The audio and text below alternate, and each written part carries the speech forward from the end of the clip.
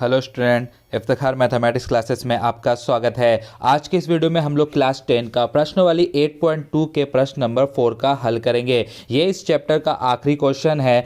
Video अच्छा लगे तो वीडियो को लाइक कर दें, चैनल पर नए हैं तो चैनल को सब्सक्राइब कर दें और बेल आइकन को प्रेस करना ना भूलें ताकि हमारी कोई भी ऐसी वीडियो सबसे पहले आप तक पहुँचे। तो आइए देखते हैं हमारा ये प्रश्न क्या है।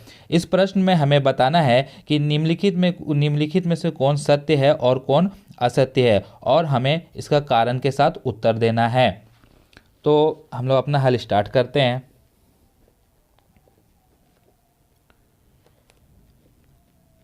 इसमें पहला है प्रश्न कि साइन ए प्लस बी बराबर होगा साइन ए प्लस साइन बी के। तो सबसे पहले ये कथन जो है हमारा असत्य है।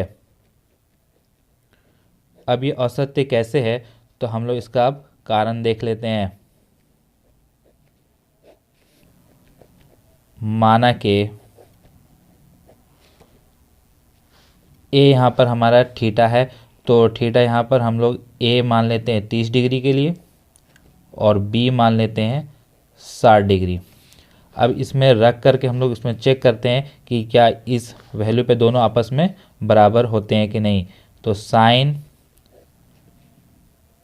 30 डिग्री प्लस 60 डिग्री बराबर sine 30 degree plus sine 60 degree.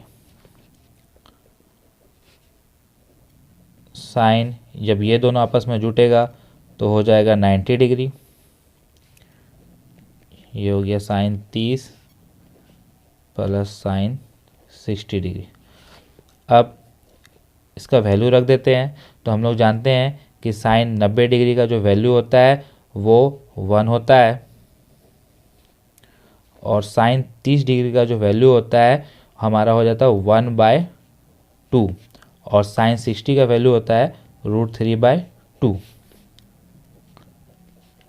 अब ये दोनों का एलसीएम ले लेंगे तो 2 हो जाएगा, यहाँ पर 1 प्लस √3। तो अब तो ये होगा नहीं तो जुटेगा भी नहीं। तो हम लोग यहाँ पे देख रहे हैं कि इसका LHS वाला RHS के यहाँ पर बराबर नहीं हो रहा है, मतलब साइन ए प्लस बी बराबर नहीं हो पाया साइन ए प्लस साइन बी के। तो इस तरह से ये हमारा कथन जो था असत्य था। अब हम लोग इसका दूसरा क्वेश्चन देखते हैं।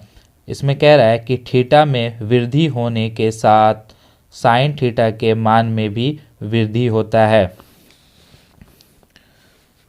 तो इसका क्वेश्चन नंबर 2 देखिए। ये हम लोग इसका वैल्यू चार्ट जो हम लोग पढ़े थे इससे हम लोग इसको क्लियर करेंगे। तो बोल रहा है कि साइन थीटा के मान में वृद्धि होता है अगर थीटा में वृद्धि हो रहा है तो ये हमारा साइन थीटा है। तो देखिए यहाँ पर कि थीटा ये है हमारा, थीटा में अगर वृद्धि होता है तो साइन थीटा के मान में भी वृद्धि होता है कि नहीं। तो सबसे पहले साइन 0 का वैल्यू 0 हो गया। अब वृद्धि हुआ साइन 30 डिग्री का वैल्यू 1/2 हो रहा और उसके साइन 45 डिग्री का वैल्यू 1/√2 हो रहा। साइन 60 डिग्री का वैल्यू में √3/2 हो रहा है और साइन 90 में 1 हो जा रहा है। तो इस तरह से हम देख रहे हैं कि थीटा में अगर वृद्धि हो रहा है तो इसके मान में भी वृद्धि हो रहा है। तो हम कह सकते हैं कि ये कथन हमारा सत्य है और कारण भी यही हो जाएगा इसका। अब हम लोग इसका दूसरा क्वेश्चन देखते हैं। ये भी उसी तरह से है कि थीटा में वृद्धि होने के साथ कॉस थीटा के मान में भी वृद्धि होता है। तो अब कॉस थीटा का मान भी इसमें देख लेते हैं कि कॉस थीटा में ये बात क्या हो रहा है। तो यहाँ पर देखेंगे कि कॉस जब 0 डिग्री था तो इसका वैल्यू 1 हो गया, कॉस 30 डिग्री में √3/2 हो गया, कॉस 45 में 1/√2 हो गया और कॉस 60 में 1/2 हो गया और कॉस 90 में ये 0 हो गया। तो हम लोग देख रहे हैं कि जैसे जैसे थीटा में वृद्धि हो रहा है इसके मान में कमी हो रही है, इसका मान घट रहा है। तो और यहाँ पर कथन में है कि मान में वृद्धि हो रहा है, नहीं, यहाँ पर मान में कॉस थीटा के मान में क्या हो रहा है, इसमें वृद्धि नहीं हो रहा बल्कि कमी हो रही है।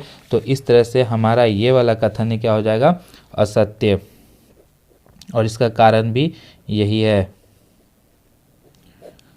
अब इसका चौथा देखते हैं कि चौथा क्वेश्चन क्या बोल रहा है। बोल रहा है कि थीटा के सभी मानों पर साइन थीटा बराबर कॉस थीटा होगा।